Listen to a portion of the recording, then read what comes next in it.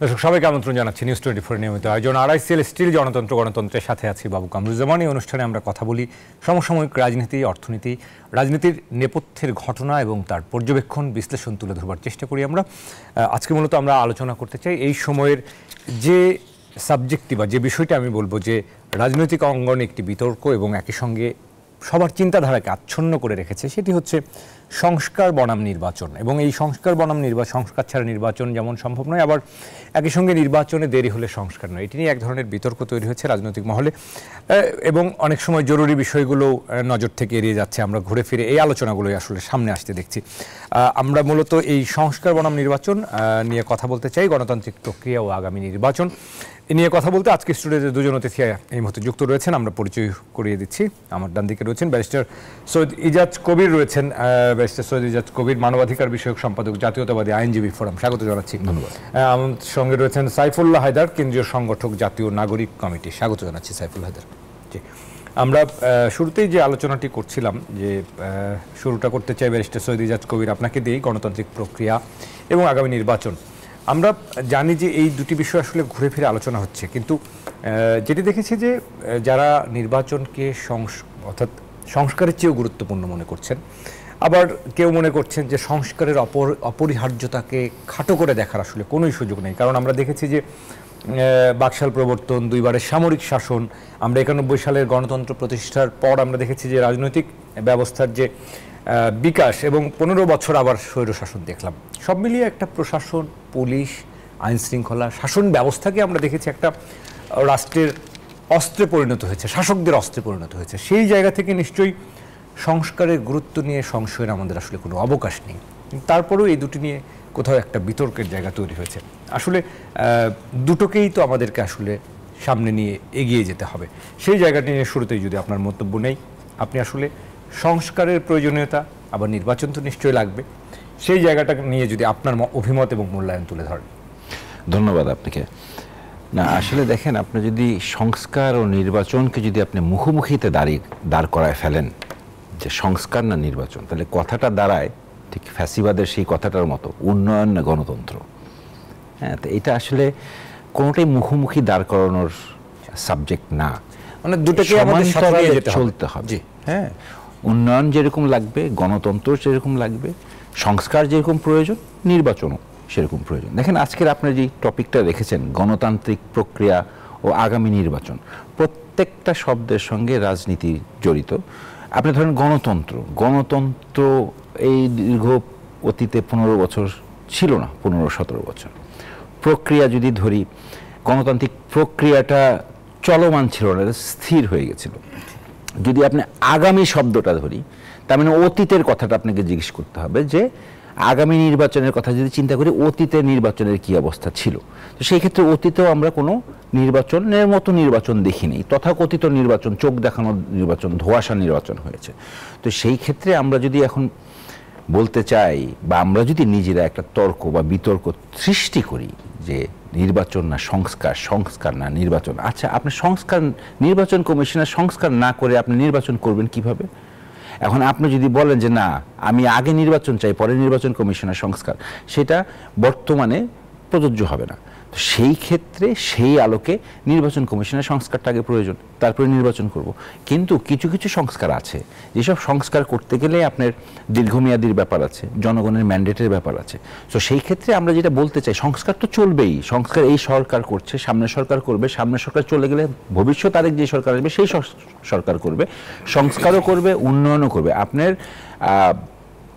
উন্নয়ন বা একটা পারফেক্ট পজিশনে যাওয়ার জন্য কনস্ট্যান্টলি একটা চেঞ্জেসের মধ্যেই থাকে। তো সেই জিনিসটা থাকছে, এটা মুখোমুখি দাঁড় করানোর কিছু নেই। তো সেই ক্ষেত্রে আপনাকে নির্বাচন যেমন প্রয়োজন, সংস্কারও প্রয়োজন। এখন 5ই আগস্টের পরে এখন যে সরকারটা এসছেন, এই সরকার সংস্কারের কাজ চালিয়ে যাচ্ছেন। একই সাথে আমরা এক্সপেক্ট করব যে গণতন্ত্রটাও ফিরিয়ে আনবেন। গণতন্ত্রটা ফিরিয়ে আনার যে বেসিক, একদম নাম্বার 1 অ্যান্ড ফার্স্ট ক্রাইটেরিয়া আর কি, সেটা হচ্ছে যে নির্বাচন। তো নির্বাচনটা করতে গেলে তো ডেফিনেটলি এই 17 বছরের যে জঞ্জালগুলো সরাতে হবে। তো সেখানে একটা নির্বাচন কমিশন করতে হবে। এখন আপনি যদি নির্বাচন কমিশনের সংস্কারটা আগে না করে আপনি যদি কথার কথা এখন ধরেন কথার কথা যদি আমি বলি যে আপনি স্বাস্থ্য খাতের দিকে চলে গেলেন, তো সেটা কি এখন প্রাধান্য পাবে? আপনি পুষ্টির দিকে চলে গেলেন, হ্যাঁ, গবাদি পশুর দিকে চলে গেলেন, তো সেটা কি এখন প্রাধান্য পাওয়ার বিষয়? তো সেইরকম যদি স্টেপস নেওয়া হয় তাহলে তো ডেফিনেটলি ক্রিটিসিজম হবেই। তো এই মুহূর্তে আসলে প্রথম নির্বাচন, গণতন্ত্রের পথে হাঁটতে গেলে নির্বাচন প্রয়োজন। নির্বাচন হলেই একটা জনসমর্থিত একটি সরকার আসবে, সে যেই হোক, এবং গণতন্ত্রের প্রক্রিয়াটা চালু হবে ভবিষ্যতে। এবং এই ভবিষ্যতে গণতন্ত্রের প্রক্রিয়াটা চালু করার জন্যই বর্তমানে কিছু বেসিক সংস্কার করা অবশ্যই প্রয়োজন, যেটা আমরা আশা করছি এবং আমি ব্যক্তিগতভাবে আশা করি যে নির্বাচন কমিশন এবং এই ব্যুরোক্রেসি, এবং যেরকম আমাদের এই যে আসিফ নজরুল সাহেব বললেন যে 90% পুলিশই আওয়ামী লীগের প্রেতাত্মা না, এরকম কি যেন একটা মন্তব্য করলেন। তো এই লেয়ারিংগুলি রেখে, 17 বছরের লেয়ারিংগুলি রেখে আপনি কি সংস্কার করতে যাবেন? আপনার তো এই ব্যুরোক্রেসিকে আগে চেঞ্জ করতে হবে, এই পুলিশকে আপনাকে আগে চেঞ্জ করতে হবে, এখানে তাদের মধ্যে পেশাদারিত্ব আনতে হবে। এবং তারা আগে যে রাজনৈতিক স্লোগান দিয়েছে, সেটা জুডিশিয়ারিতে বলেন, এক্সিকিউটিভ বলেন, যেখানেই বলেন, সবাই রাজনৈতিক স্লোগান না দিলে, হয় রাজনৈতিক স্লোগান তাদের আইডিওলজি থেকে দিয়েছে অথবা চাকরি বাঁচানোর জন্য দিয়েছে, যেই কারণেই হোক তারা দিয়েছে। তো সেই জায়গাগুলির থেকে তো আমাদেরকে সরে আসতে হবে, সেই জায়গাগুলি থেকে তাদেরকে সরাতে হবে, তারপরে আমরা একটা সিস্টেমে আসতে পারবো। কিন্তু সেই পদক্ষেপগুলি আমরা দেখতে পাচ্ছি না। সেই পদক্ষেপগুলি যদি নেওয়া হয় আমরা বুঝতে পারবো যে না, এই সরকার যাচ্ছে আপনার ইয়েও করছে, সংস্কার করছে, নির্বাচনের দিকে যাচ্ছে, গণতান্ত্রিক সরকার উপহার দেওয়ার জন্য, জনগণের কাছে উপহার দেওয়ার জন্য সেই প্রোগ্রেসটা করছে। সেই জায়গাগুলি আমরা দেখতে চাই। সেজন্য বেসিক সংস্কারও প্রয়োজন, নির্বাচন তো অবশ্যই প্রয়োজন। নিশ্চয়ই, অনেক ধন্যবাদ। আমরা আসবো আবার আপনার কাছে। ব্যারিস্টার সৈয়দ ইজাজ কবির, আমরা সাইফুল্লাহ হায়দার, কেন্দ্রীয় সংগঠক, জাতীয় নাগরিক কমিটি, আপনার কাছে আসতে চাই। যে কথা আমরা সৈয়দ ইজাজ কবিরের কাছে শুনছিলাম যে নির্বাচন সংস্কার দুটোই আসলে প্রয়োজন, কিন্তু আমরা দেখেছি যে অন্তর্বর্তী সরকার আসলে কিছু সময় উপযোগী উদ্যোগ নিয়ে আমরা দেখেছি সবচেয়ে গুরুত্বপূর্ণ খাতগুলোতে কিন্তু সংস্কার কমিশন গঠন করেছেন। সেটা কিন্তু একটা প্রশংসার দাবি রাখে। সেটা নিয়ে আমি জানি না কতটা প্রশংসা তারা আসলে পেয়েছেন। এবং 4টি কমিশন আমরা ইতিমধ্যে তাদের সুপারিশ জমা দিয়েছে, বাকি 2টি কমিশন শিগগিরই প্রতিবেদন জমা দেবে, এবং কয়েকটি গুরুত্বপূর্ণ কমিটি তাদের পর্যবেক্ষণ আসলে প্রকাশ করেছে। এখন বাকি যে এসব সংস্কার প্রস্তাব নিয়ে আমরা জানি যে রাজনৈতিক দলগুলোর সঙ্গে আলোচনা, যে বিষয়ে প্রধান উপদেষ্টা ইতিমধ্যেই পরিকল্পনার কথা জানিয়েছেন। যে প্রশ্নটি করতে চাই যে আপনার কাছে জাতীয় নাগরিক কমিটির কেন্দ্রীয় সংগঠক সাইফুল্লাহ হায়দার, যে মোটা দাগে সংস্কার আর নির্বাচন এই জায়গাটাই মনে করেন কিনা যে না, একটি দল আমরা দেখেছি যে ন্যূনতম সংস্কার দিয়ে দ্রুত নির্বাচনের কথা বারবারই বলেছেন, তাগাদা দিয়েছেন, সেই জায়গা থেকে আবার সংস্কারটার যে অপরিহার্যতা সেটি নিয়েও আসলে প্রশ্ন তোলবার সুযোগ নেই। সরকার কি আসলে যথেষ্ট সময়টা পাচ্ছে বলে মনে করেন কিনা? ধন্যবাদ। সর্বপ্রথম আজকের এইখানে বসার পরে শ্রদ্ধা ভরে স্মরণ করছি যারা হচ্ছে এই জুলাই বিপ্লবে শহীদ হয়েছে এবং যারা আহত, তাদেরকে স্মরণ করছি। আজকে আমরা যে টপিকে এখানে আলোচনা করতেছি, এইটা আসলে আলোচনা করার প্রেক্ষাপট গত 16 বছরের ফ্যাসিজমের কথা আমরা অনেক বলতে পারি, অনেক কিছুই জানি, এবং সেটা বলতে গেলে অনেক দীর্ঘ সময়ের ব্যাপার। কিন্তু আজকের এই জুলাই বিপ্লব কেন হয়েছিল এবং আপামর জনসাধারণের যে অভিব্যক্তি, সেটা কিন্তু আমাদের যে সিস্টেমটা এক্সিস্ট করতেছিল সেই সিস্টেমটাকে ভেঙে চুরে নতুন একটা বন্দোবস্তের জন্য আমরা এটা বলেছিলাম। নাহিদ, আমাদের সম্মানিত উপদেষ্টা নাহিদের যদি সেই কথাটা বলি, আমরা কিন্তু বলতেছিলাম যে ফ্যাসিবাদের বিলোপ এবং নতুন রাজনৈতিক বন্দোবস্তের কথা আমরা বলেছি। এবং এই নতুন রাজনৈতিক বন্দোবস্তটা কি আমাদের সেটা বুঝতে হবে। আমরা সেই দলটির কথা বলতে চাই না যারা বারবার নির্বাচন চাচ্ছে। এখানে আমি সংস্কার এবং নির্বাচন দুটি অপরিহার্য উপাদান, কিন্তু সংস্কার কোনটা আগে হবে এই বিষয়টা কিন্তু অনেক আলোচনায় আসতেছে। আমরা বলতেছি না তো নির্বাচন দরকার নাই, আমরা বারবার বলছি, আমরাও বলি যে নির্বাচন দরকার আছে, কিন্তু সেই নির্বাচনের আগে তারা যে বেসিক যে কাঠামোগত আপনার হচ্ছে সংস্কারের কথা বলতেছে, আমাদের সেখানে দ্বিমত। আমরা যখন আপনার খেয়াল করবেন, আমরা প্রথমে যখন হচ্ছে রাষ্ট্রপতির অপসারণের কথা বললাম, সেখানে একটি দল বাধা দিল। তারপর আমরা যখন প্রক্লেমেশনের কথা বললাম, সেখানেও তাদের পক্ষ থেকে বাধা আসলো।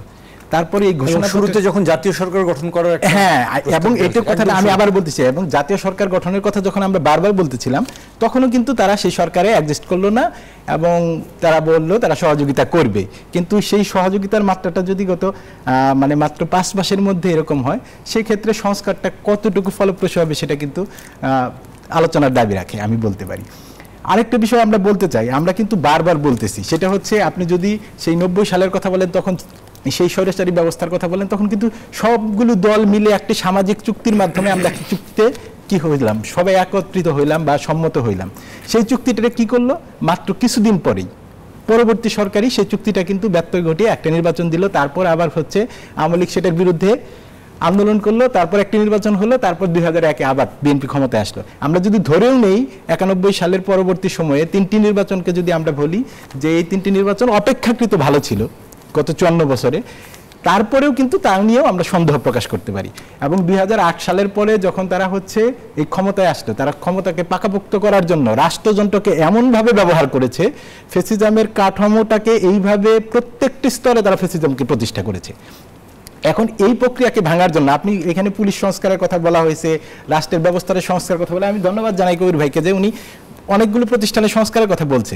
আপনি যদি বলেন এখানে আইন কানুনের সংস্কার ছাড়া আপনি কিভাবে এই সংস্কারটা করবেন? 1861 সালের পুলিশ, যে ব্রিটিশ পুলিশ আপনাকে হচ্ছে কর আয়ত্ত করার জন্য যে ব্রিটিশ পুলিশ আপনি হচ্ছে প্রতিষ্ঠা করেছিল ব্রিটিশরা, সেই পুলিশ প্রবিধান দিয়ে আপনি কি 2025 সালে দাঁড়িয়ে সেই পুলিশ প্রবিধান দিয়ে আপনি পুলিশকে অ্যাডজাস্ট করাতে পারবেন, জনমানুষের পুলিশ বানাতে পারবেন? সেই জন্য আমরা বলছি, আমরা যে সংস্কার কমিশনগুলো তাদের যে রিপোর্টগুলো জমা দিল, সেই রিপোর্টটাকে আমাদের কিন্তু প্রধান উপদেষ্টা বলেছে যে আগামী জুনের মধ্যে সংস্কার কমিশনের রিপোর্টগুলো তারা নিয়ে যতগুলো সংস্কার প্রক্রিয়া আছে সেটাকে তারা বাস্তবায়ন করবে, এবং সেই বাস্তবায়নের মধ্য দিয়ে নির্বাচনী রুটম্যাপ তারা শুরু করবে। এবং কি নির্বাচনী জার্নি শুরু হয়ে গেছে এই কথাও কিন্তু সে বলেছে, একটা রুটম্যাপের ধারা শুরু হয়ে গেছে, আমাদের সরকারের পক্ষ থেকে বলা হয়েছে। এখন আপনি এই আজকে যে গণতান্ত্রিক প্রক্রিয়ার কথা বলেন, এখানে বলতে বৈশ্বিক প্রেক্ষাপটেও আমি একটা কথা বলতে চাই। আপনি যদি জেনে থাকবেন স্যামুয়েল ফিলিপস হেটিংটনের তার একটা বিখ্যাত বই আছে থার্ড ওয়েভ, তিনি এই গণতান্ত্রিক প্রক্রিয়াকে পুরো বিশ্বকে 1828 সাল থেকে 3টি ধাপে ভাগ করছে। একটা যদি ধরেন 1828 থেকে 1926, যে 29টি দেশ প্রথম গণতান্ত্রিক প্রক্রিয়ায় ঢুকলো। তারপরে 1920 থেকে 1940 তখন ফ্যাসিজম এবং কমিউনিজমের একটা ধারা কিন্তু তখন বলবৎ ছিল। এবং 1958 থেকে 1970 এবং তার পরবর্তী সময়ে দ্বিতীয় বিশ্বযুদ্ধের পরে অনেকগুলো দেশে তারা গণতান্ত্রিক প্রক্রিয়ার মধ্যে গিয়েছে, কিন্তু তারপরে আমরা কিন্তু এখন লক্ষ্য করছি অনেকগুলো দেশে তারা হচ্ছে কর্তৃত্ববাদী শাসনের দিকে তারা এগিয়ে যাচ্ছে। এই কারণগুলো কি? এই কারণটা হচ্ছে আমাদের উপমহাদেশের যে অঞ্চলটা, আমরা কিন্তু অনেক ক্ষেত্রে আমরা বারবার বলতেছি যে 74 সালে যখন আমরা হচ্ছে উপমহাদেশ থেকে পাকিস্তানের সৃষ্টি হলো, তখনও কিন্তু একটা অভিজ্ঞতার লক্ষ্য নিয়ে এটা সৃষ্টি হয়েছিল। 71 সালে এসে আমরা 74 সালের সেই জিনিসটাকে কি করতেছি, অনেক ক্ষেত্রে 74-এর সেই নেতৃত্বকেও অস্বীকার করতেছি। এবং 71-এর আপনি যে স্বাধীনতার ঘোষণাপত্র যদি আপনি খেয়াল করেন, আমরা কিন্তু বলেছিলাম সাম্য, মানবিক মর্যাদা, সামাজিক সুবিচারের একটি বাংলাদেশ আমরা গড়ব। কিন্তু 72-এর সংবিধানের কথা আমরা বারবার কিন্তু একটা আলোচনার মধ্যে আমরা আনছি যে 72-এর সংবিধান সেই সাম্য, মানবিক মর্যাদা, সামাজিক সুবিচারের যে কথাটা বলা ছিল সেটা কিন্তু অ্যাডজাস্ট করে নাই। আমি যদি কোট আনকোট বলি, আমরা যে সংস্কারের প্রস্তাব দিয়েছি আমরা কিন্তু সেখানে বারবার বলেছি যে নতুন একটা সংবিধানের কথা আমরা বারবার বলতেছিলাম, এবং আমরা নির্বাচন চাই, আমরা গণপরিষদ নির্বাচন দেন, সেটার প্রক্রিয়ার জন্য একটা গণপরিষদ নির্বাচন। উনি বলছে যে কিভাবে, কি কারণে গণপরিষদ নির্বাচন দরকার? আপনি 72-এর সংবিধান অ্যাডজাস্ট রেখে কোনো সংস্কার আপনাকে অ্যাডজাস্ট করবে না। 72-এর সংবিধান পুরোপুরি, আমি পুরোপুরি না, পুরোপুরির কথা বলে আমরা বারবার বলছি পুনর্লিখনের কথা। এবং পুনর্লিখন করতে গেলে আপনি পুনঃসংস্কার করতে গেলে আপনাকে একটা গণপরিষদ লাগবে। আপনাকে এটার জন্য তো 70-এর নির্বাচনকে আপনি রোডম্যাপ হিসাবে ধরতে পারেন। 70-এর নির্বাচনটা কি লিগ্যাল ফ্রেমওয়ার্কের অধীনে হয়েছিল, যে 120 দিনের মধ্যে আপনি হচ্ছে একটা আইনসভা করবেন, তারা হচ্ছে সংবিধান প্রণয়ন করবে। তারা যদি 120 দিনের মধ্যে সংবিধান প্রণয়ন করতে ব্যত্যয় ঘটে, রাষ্ট্রপতি এটাকে কি করতে অ্যাডজাস্ট করবে না, বা তারা হচ্ছে যাবে না। যদি 120 দিনের মধ্যে তারা সংবিধান প্রণয়ন করে ফেলে, তারপরে তারাই হচ্ছে আইনসভা হিসাবে, ওই সদস্যরাই আইনসভা হিসাবে অ্যাডজাস্ট করবে। তো এই যে লিগ্যাল ফ্রেমওয়ার্ক, এই ফ্রেমওয়ার্কের মধ্যে তো আমরা একটা নির্বাচনের মধ্যে যাইতে পারি। তো আমি বারবার বলতেছি, এই জন্য আমার কথা সুস্পষ্ট, সংস্কার এবং নির্বাচন দুটো পাশাপাশি চলতেছে, এবং সেই সংস্কারটা মূলত হচ্ছে নির্বাচনকে লক্ষ্য করেই। এবং এই এই নির্বাচনকে লক্ষ্য করে যে সংস্কারগুলো, সেগুলো আমাদের প্রত্যেকটি প্রতিষ্ঠানের সংস্কার করতে হবে। এই জন্য যে আইন কানুনের সংস্কার প্রয়োজন, সেটার জন্য প্রত্যেকটি স্টেক হোল্ডারের আমাদের সহযোগিতা প্রয়োজন। আমরা এখন পর্যন্ত সেই সহযোগিতা পাচ্ছি না। আমরা আশা করব, এখান থেকে আমি বলতে চাই, তারা এই সহযোগিতাটা আমাদেরকে করবে। নিশ্চয়ই আমরা যদি সংবিধান, নির্বাচন কমিশন, পুলিশ, আমাদের দুর্নীতি দমন কমিশনের মতো প্রতিষ্ঠানকে সংস্কার না করতে পারি, তাহলে আলটিমেটলি তো একটা নির্বাচন কতটা সুফল দিবে, টেকসই, সেই প্রশ্ন তো তৈরি হয়।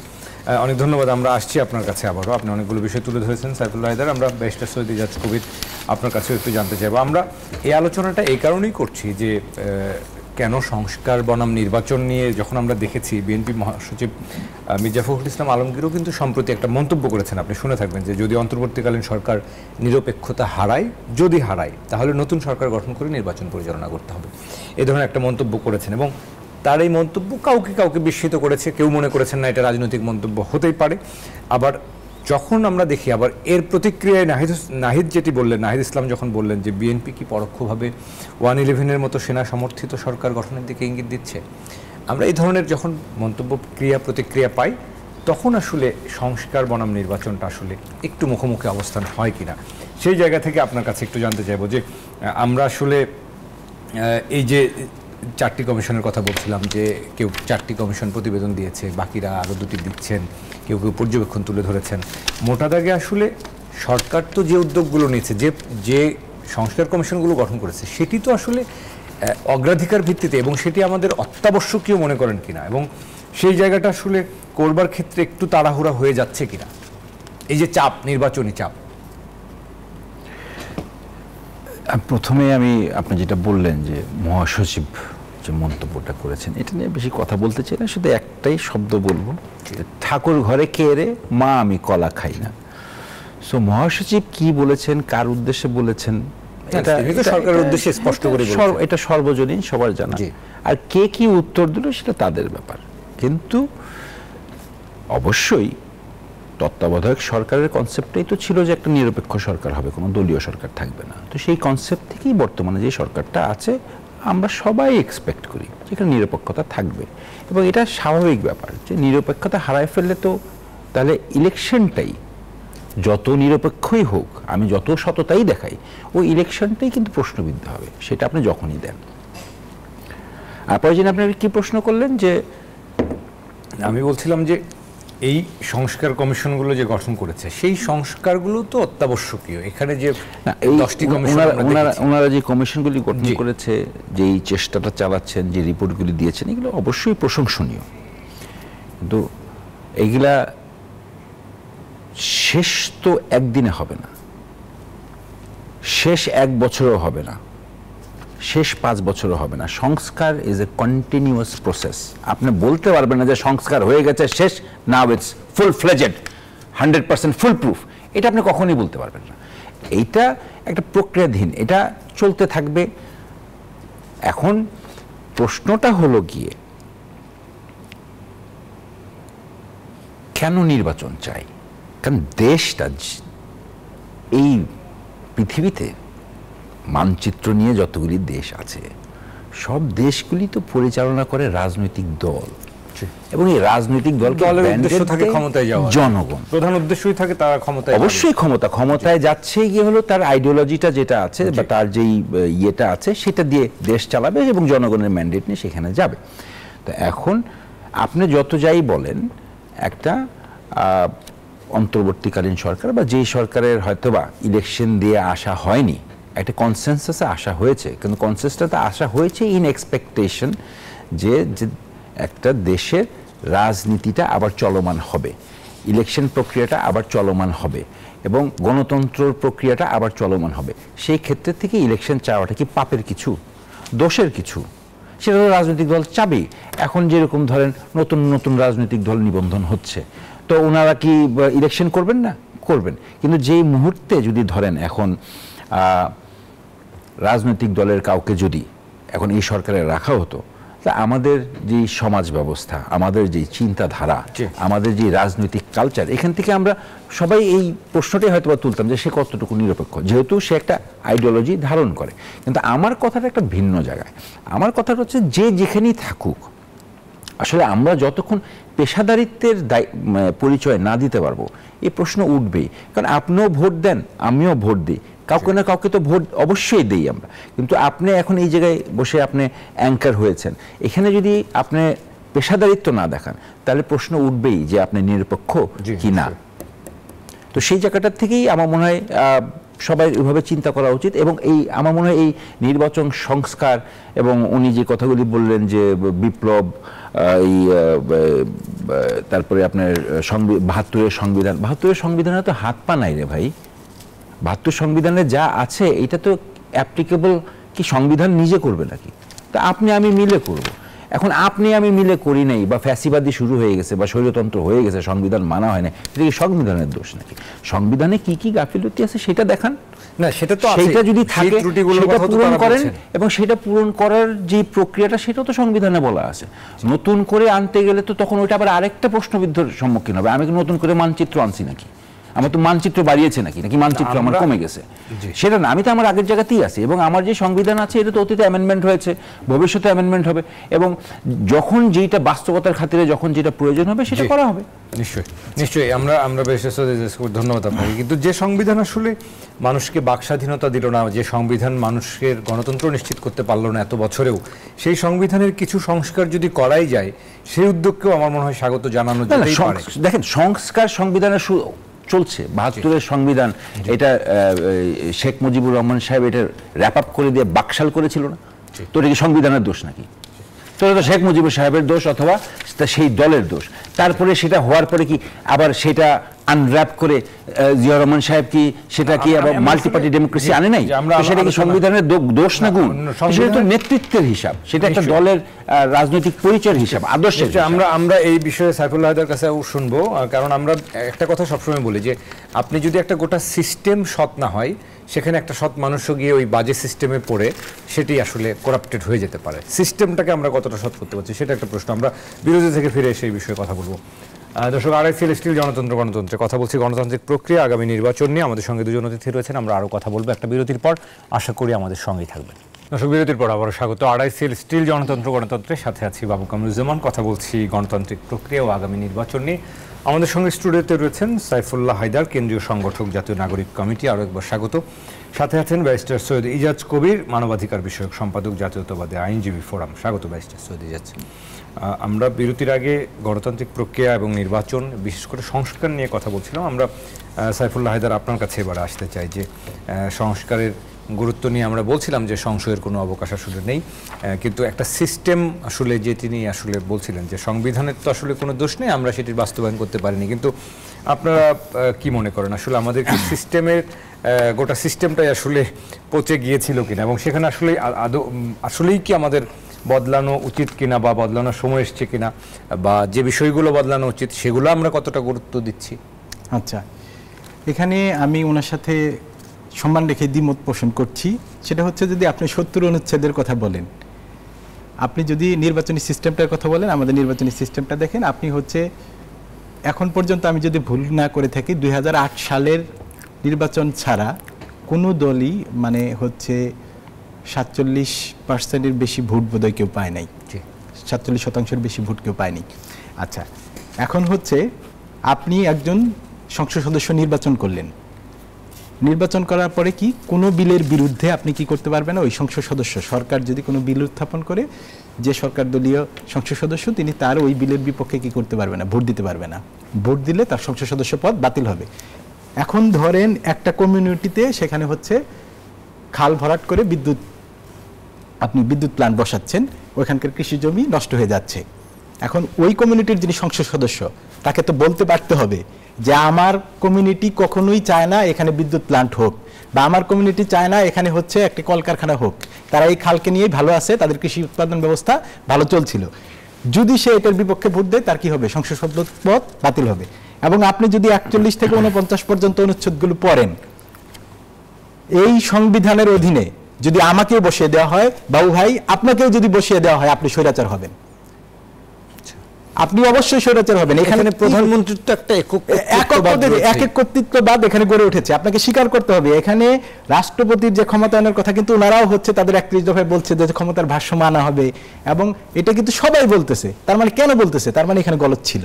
এটা তো আমি কখনোই দ্বিমত করতে পারি না যে ওই সিস্টেমের মধ্যে থেকেই সে হচ্ছে শেখ হাসিনা স্বৈরাচার হয়ে উঠছে। সে যদি বিচার ব্যবস্থা বলেন, আপনি হচ্ছে এখন পর্যন্ত সংবিধানের ন্যায়পাল বলে একটা শব্দ আছে, এখন পর্যন্ত আপনি ন্যায়পাল প্রতিষ্ঠা করতে পারছেন? কখনো ন্যায়পাল ছিল না।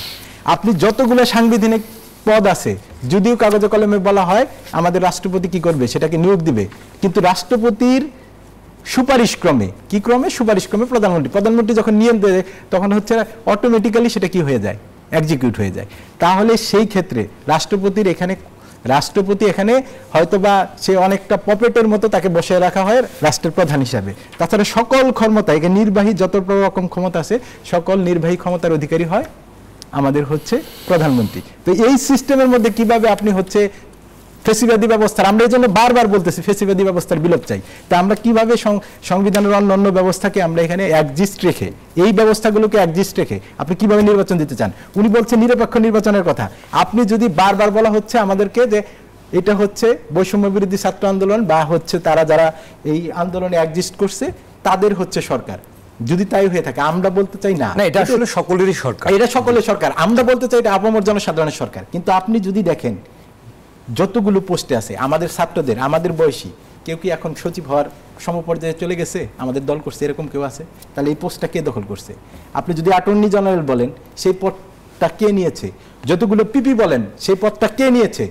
আপনাকে এই জিনিসটাকে বলতে পারতে হবে, এটা বোল্ডলি বলতে হবে। এটা আমি বলবো যে ইন্টেরিয়াম গভর্নমেন্টেরও এখানে দায়বদ্ধতা আছে, তারা সেইভাবে হয়তোবা ছাত্রদের কেউ এই ধরনের কথা বলেছেন যে বিএনপিকে আবার পুনরুজ্জীবিত করা বা পুনর্বহাল করা, অনেক ক্ষেত্রে তাই। আপনি যতগুলো এসপি বলেন, ডিসি বলেন, যেখানে যাই বলেন, আমি হচ্ছে আপনাকে এই মঞ্চ থেকে বলতে চাই, আজকে আপনি হচ্ছে মাউশির ডিজি, মাধ্যমিক উচ্চ মাধ্যমিক শিক্ষা বোর্ডের একজন ডিজি, তাকে নিয়োগ দেওয়া হয়েছে। ছাত্ররা তাকে হচ্ছে বরিশাল বিএম কলেজের তিনি অধ্যক্ষ ছিলেন, ছাত্ররা তাকে আন্দোলন করে সেখান থেকে সরিয়েছে। আমি দায় নিয়ে বলছি, পত্রিকায় প্রকাশিত নিউজ, তাকে আন্দোলন করে সেখান থেকে সরিয়েছে। সেই ব্যক্তিকে মাউশির ডিজিপি বানানো হয়েছে। কিভাবে হয়েছে, কোন প্রক্রিয়ায় হয়েছে, এই জিনিসগুলো বলতে পারতে হবে। আপনি প্রত্যেকটা ব্যবস্থা এখানে সরকারের আরো বেশি হচ্ছে এখানে কনসিয়াস হওয়া উচিত যে এই পদগুলো কাকে দেওয়া হচ্ছে, এই গুরুত্বপূর্ণ পদগুলোতে। এবং শুধু তাই নয়, আপনারা যারা বারবার বলতেছেন নিরপেক্ষ সরকার, এই সিস্টেম পরিবর্তন না হলে কোনো ব্যক্তি নিরপেক্ষ হবে না। এখন যারা এক্সিস্ট করতেছে, নির্বাচন কমিশন থেকে শুরু করে আপনি যতগুলো সাংবিধানিক পোস্ট আছে, আপনি তাদের ব্যাকগ্রাউন্ড চেক করেন, তাদের এনএসআই রিপোর্ট চেক করেন, সবকিছু রেপ করেন, সেখানে একটি দলের তাদের প্রতি, এখানে অনেকগুলো একটি দলের পক্ষে বা আরেকটি দলের পক্ষে তাদের হচ্ছে তাদের মতবাদ অনুযায়ী তারা চলেছে।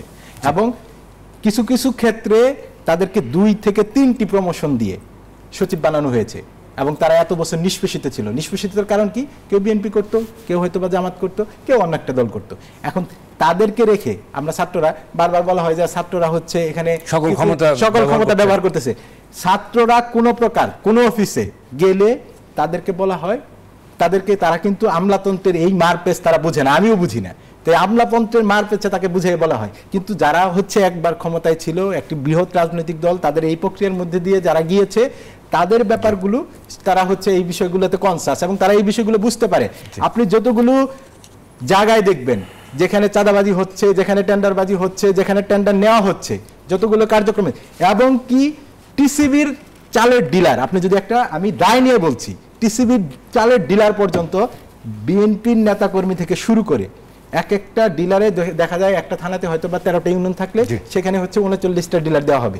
সেই 39টা ডিলারের মধ্যে আপনার হচ্ছে এই বিএনপি নেতাকর্মী, তাদের মধ্যে হচ্ছে 100 দরখাস্ত পড়ে গিয়েছে। দেখি এখানে ছাত্ররা কোথায় গিয়েছে, এখানে ছাত্ররা কিভাবে ক্ষমতা ভোগ করতেছে। তো আমি বলি, এই সরকারকে যদি আপনি নিরপেক্ষ বানাতে চান, সুন্দর একটি নির্বাচন করতে চান, তাহলে এই সমস্ত প্রক্রিয়াটাকে আগে সংস্কারের মধ্যে দিয়ে যাইতে হবে।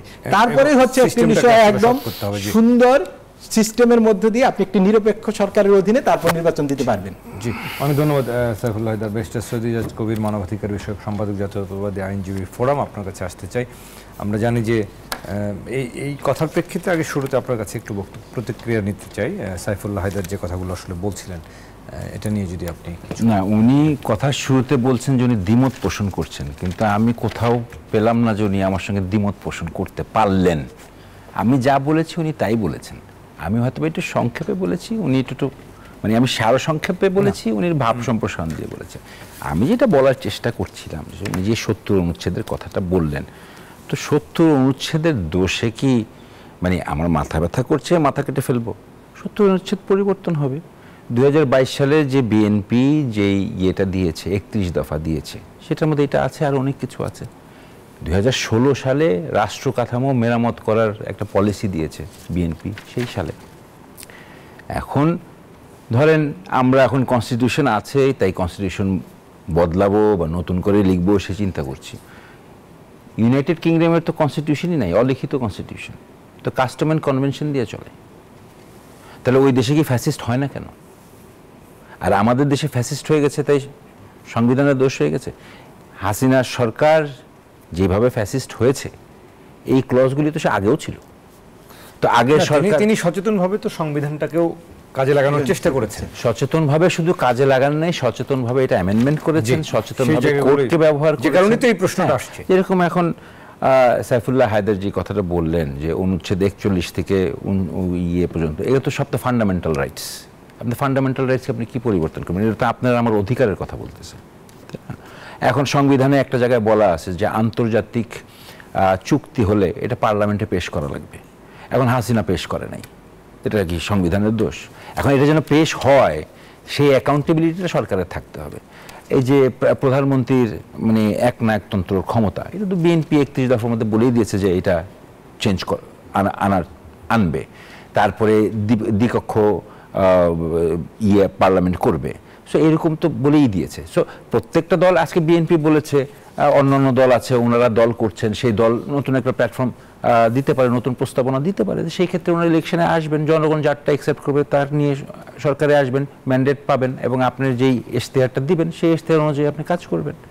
এই তো, এর বাইরে তো আর কিছু না। আর উনি যেটা বললেন যে এখন কে কোথায় বসে আছে, কথা তো সত্য। ওনারা বসবেন কিভাবে? ওনারা তো এখনো বয়সী হয়নি। অ্যাটর্নি জেনারেলকে উনি হতে পারবেন? অ্যাটর্নি জেনারেল আপনি কাকে বানাবেন? মানে আমি কি অ্যাঙ্কার হতে পারবো? সাংবাদিকদের মধ্যেই তো বের করতে হবে, তাই না? তা আপনি একজন ডিজি বানাবেন, ওকে আমি হতে পারবো? ওখান থেকে তো বের করে নিয়ে আসতে হবে। তো যেহেতু আপনি আমি ভোট দিই, কোথাও না কোথাও আমাদের একটা ট্যাগ আছেই, তো সেই ক্ষেত্রে দেখতে হবে যোগ্যতা আছে কিনা, সেই ক্ষেত্রে দেখতে হবে পেশাদারিত্বের সাথে পালন করছে কিনা। একজন লোক একটা দল করে বা একটা দলকে ভোট দেয় বিধায় যে ওখানে সে দলীয়করণ কাজ করছে, এটা বলা তার ঠিক না। আপনার লোক পাবেন কোথায়? আপনার এই ছাত্রদের মধ্যে থেকে, I am sorry to say, মানে আপনাদের সেই অভিজ্ঞতা সম্পন্ন লোক তো নাই। এখন যদি আনেন তো সেই ক্ষেত্রে হয়তো দেখা যাবে হয় বিএনপি করে, আর না আওয়ামী লীগ করে, আর না জামাত করে, এরকমই তো লোক আসবে।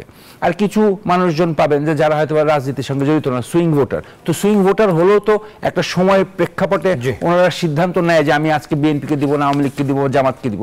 বাট দেয়ার ইজ অলওয়েজ মানে পলিটিক্যাল ইনক্লিনেশন একটা থাকেই। তো এখন আপনি যে যদি একবারে দায় দিয়ে দেন যে অ্যাটর্নি জেনারেল এই দলের, ডিজি এই দলের, অমুক এই দলের, তো সেই কথাটাকে বাংলাদেশের ইতিহাসে একটাবার দেখান তো, এই যে আমাদের যে ল অ্যাডভাইজার যে বসে আছে, এই কোনো নন প্র্যাকটিসিং লয়ার বা কোনো একাডেমিশিয়ান বাংলাদেশের ইতিহাসে আসছিল কিনা? আসে নাই তো। কিন্তু এবার তো প্রথমবারের মতো আসছে। এখন ওনার ব্যর্থতা সফলতা সেটা বিচারতে হবে ভবিষ্যতে। কিন্তু এখন সেইভাবে যদি ক্রিটিসাইজ করতে চাই, করতে পারবোই আমরা। কিন্তু এইভাবে যদি মনে করেন যে একজন লোক বসলো, তার একটা আদর্শ আছে এবং সেটাকে আপনি বলছেন দলীয়করণ, না।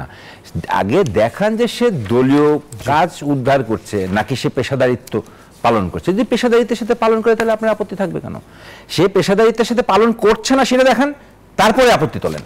জি, নিশ্চয়ই আমরা চাই যে এটা, এবং এখন একটা আলোচনার জন্য অপেক্ষা, আলোচনা এবং ঐক্যের জন্য আসলে কাজ করতে হবে আমাদের সামনে। আমরা আরও কথা বলবো, আরেকটা বিরতি নেবার সময় হয়েছে আমাদের। দর্শক, আড়াইসিএল স্টিল গণতন্ত্রের কথা বলছি। গণতান্ত্রিক প্রক্রিয়া ও আগামী নির্বাচন নিয়ে আমরা সমসাময়িক নানা বিষয় নিয়ে কথা বলবো। আরেকটা ছোট্ট বিরতির পর আশা করি আমাদের সঙ্গে থাকবেন। দর্শক, আরও একবার স্বাগত। আড়াইসিএল স্টিল গণতন্ত্রের কথা বলছি। গণতান্ত্রিক প্রক্রিয়া ও আগামী নির্বাচন নিয়ে আমাদের সঙ্গে দুজন অতিথি রয়েছেন স্টুডিওতে। ব্যারিস্টার সৈয়দ ইজাজ কবির রয়েছেন, মানবাধিকার বিষয়ক সম্পাদক জাতীয়তাবাদী আইনজীবী ফোরাম।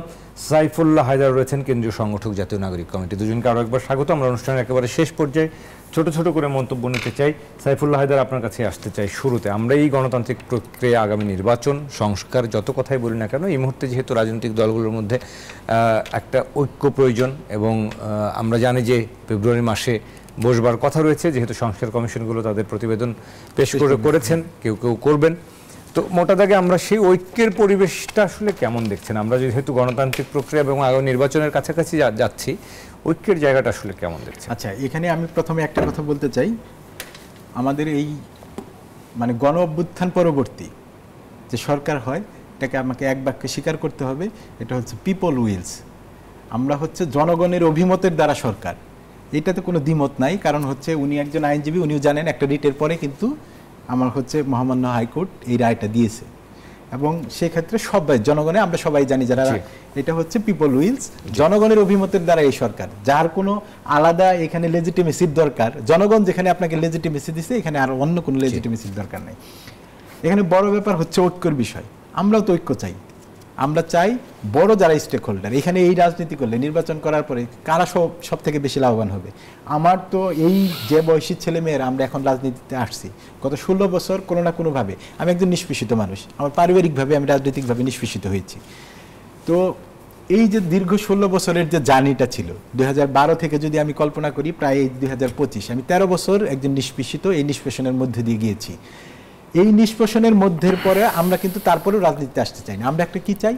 সুস্থ স্বাভাবিক একটা সামাজিক ব্যবস্থা চাই, যে সামাজিক ব্যবস্থা কি থাকবে? ন্যায় বিচার থাকবে, আমার অধিকার থাকবে এবং পুরো পৃথিবীকে যে আমরা গ্রাম হিসেবে পরিকল্পনা করি, সেখানে আমার যে সন্তান, ভবিষ্যৎ প্রজন্ম এবং আমরা যারা আছি, আমাদের যে তরুণ প্রজন্ম, আমরা যদি যেহেতু আমরা একটা ডেমোগ্রাফিক ডিভিডেন্টের মধ্যে বসবাস করতেছি, এই তরুণ প্রজন্ম যেন আগামীর যে রাষ্ট্র, সেটা যেন একটি নগর মানে হচ্ছে একটি সুন্দর রাষ্ট্র হিসাবে পায় এবং তার সকল মৌলিক অধিকার এখানে যেন বলবৎ থাকে। কোনো কাজে যেন তাকে কি করতে হয় না, কোনো প্রকার স্পিড মানি, ঘুষ বা কোনো প্রকার অনৈতিক প্রক্রিয়া না যেতে হয়। আমরা সেই ব্যবস্থা, সেই আকাঙ্ক্ষাটাই আমরা প্রতিষ্ঠা করতে চাই এবং সেই ব্যবস্থাটাকেই আমরা বলছি নতুন রাজনৈতিক বন্দোবস্ত। এবং আমি আশা রাখি সকল রাজনৈতিক দল এই তরুণের আকাঙ্ক্ষাকে তারা সম্মান জানাবে এবং এই সংস্কার প্রক্রিয়া এবং সংস্কার প্রক্রিয়ার পরে যে আমাদের নির্বাচনী রুটম্যাপ, সেই নির্বাচনী রুটম্যাপে আমাদেরকে সহযোগিতা করবে। জি, নিশ্চয়ই আমরাও আশা করব সেটি, একটা যে আকাঙ্ক্ষা তৈরি হচ্ছে সেই আকাঙ্ক্ষা যেন প্রতিফলন ঘটে। ব্যারিস্টার সৈয়দ ইজাজ কবির, মানবাধিকার বিষয়ক সম্পাদক জাতীয়তাবাদী আইনজীবী ফোরাম, আপনার কাছে শেষ মন্তব্য নিতে চাই একই বিষয়ে, যে আমরা আসলে ঐক্যের জায়গা এবং এই যে আকাঙ্ক্ষা তৈরি হয়েছে, সেই আকাঙ্ক্ষার পথে যেতে গেলে আমাদের আসলে ঐক্যের বিকল্প নেই। অবশ্যই একটু বলতে চাই যে আমরা চাই যে তরুণরা রাজনীতিতে আসুক। আমি নিজেও তরুণ বয়সে রাজনীতি শুরু করেছি এবং এই ফ্যাসিবাদের আমলে পরে এখন মধ্যবয়স্ক হয়ে গেছি। ঐক্য অবশ্যই প্রয়োজন, কিন্তু কিছু জিনিস মাথায় রাখতে হবে। যেরকম আমার দেশের সার্বভৌমত্ব, আমার দেশের ইকোনমিক পলিসি, আমার দেশের ডিফেন্স পলিসি, আমার দেশের ফরেন পলিসি, এই 4টা বিষয়ে এই সার্বভৌমত্বের বাংলাদেশের অধীনে এই বাউন্ডারির ভিতরে যারাই রাজনীতি করবে, তাদেরকে আর কিছু আদর্শিক তফাৎ থাকতেই পারে, রাজনৈতিক বিতর্ক থাকতেই পারে, কিন্তু পলিসিগতভাবে এই 4টা বিষয়ে মোটা দাগে একসাথে থাকতে হবে। না হলে আমি এসে একটা ফরেন পলিসি নিলাম আর উনি এসে নতুজাত ফরেন পলিসি অবলম্বন করলেন, তাহলে কিন্তু দেশ আগাবে না। একবার আমি আগায় নিয়ে যাব, আরেকজন এসে পিছায় নিয়ে যাবে। সেই জায়গাটাতে অবশ্যই আমাদের ঐক্য থাকতে হবে, থাকতেই হবে। এবং আমাদের যে পরিচয় যে আমরা যে বাংলাদেশে বাস করি, আমরা প্রথমে বাংলাদেশি, এটা সবাইকে মানতেই হবে, এছাড়া আর কোনো বিকল্প নাই। জি, নিশ্চয়ই। আমরা শেষ করার আগে আপনি যদি ছোট করে কিছু যুক্ত করতে চান। আমি ছোট করে বলতে চাই, আমাদের হচ্ছে এই ভূখণ্ডকে যারা ধারণ করে, এই বাংলাদেশকে যারা ধারণ করে, বাংলাদেশের মাটি মানুষকে যারা ধারণ করে, আমরা সেই রাজনীতিটা চাই। আমাদের রাজনীতি হবে বাংলাদেশি রাজনীতি, সেটা কোনো ভারতীয় হেজিমনি নয়, কোনো পার্শ্ববর্তী দেশের চোখ রাঙানি নয়, আমাদের পররাষ্ট্রনীতি থেকে শুরু করে সকল নীতিতে আমাদের নিজস্ব স্বকীয়তা থাকবে এবং আগামীর যে রাজনীতি হবে সেই রাজনীতিতে বাংলাদেশ একটি বৈশ্বিক পরিমণ্ডলে একটি সম্মানের জায়গা ধরে রাখবে বলে আমি বিশ্বাস করি। এবং আজকের এই যে তরুণদের হাত ধরে এই আমাদের হচ্ছে গণ অভ্যুত্থান হয়েছে, আমি আশা রাখি এই তরুণ এবং পূর্ববর্তী যারা রয়েছেন তাদের হচ্ছে অভিজ্ঞতাকে কেন্দ্র করে তরুণ প্রজন্ম এই রাষ্ট্রকে সেই জায়গায় নিয়ে যাবে বলে আমি বিশ্বাস করি। জি নিশ্চয়ই, কারেক্ট এন্ড অ্যাবসলিউটলি রাইট, এবং আমরাও তাই চাই। জি নিশ্চয়ই, আমরাও চাই যে নতুন করে যে নতুন বাংলাদেশ বিনির্মাণের যে আকাঙ্ক্ষাটি তৈরি হয়েছে সেই আকাঙ্ক্ষা আসলে বাস্তবায়ন হোক, সেই প্রত্যাশা রাখি। আপনাদের দুজনকে অসংখ্য ধন্যবাদ জানাই আজকের এই আলোচনায় যুক্ত হবার জন্য। ধন্যবাদ। দর্শক, আমরা আড়াইসিএল স্টিল গণতন্ত্র আজকে আলোচনা করছিলাম গণতান্ত্রিক প্রক্রিয়া এবং আগামী নির্বাচন এবং সংস্কার এবং নির্বাচন সমান্তরালভাবে এগিয়ে যাক এবং একটি আরেকটির সাংঘর্ষিক পরিস্থিতি তৈরি না করুক, এবং যে বৈষম্যহীন বাংলাদেশের আকাঙ্ক্ষা সেটি যেন আসলে তৈরি করবার ক্ষেত্রে আমরা যেন অনেকটা পথ এগিয়ে যেতে পারি, সেটি আসলে সবার কাম্য। সেই প্রত্যাশা জানিয়ে আজকের আড়াইসিএল স্টিল গণতন্ত্র এখানেই শেষ করছি। আগামীকাল নতুন অতিথি নিয়ে নতুন বিষয় নিয়ে আপনাদের সঙ্গে দেখা হবে। সবাই ভালো থাকুন, সবাইকে শুভরাত্রি।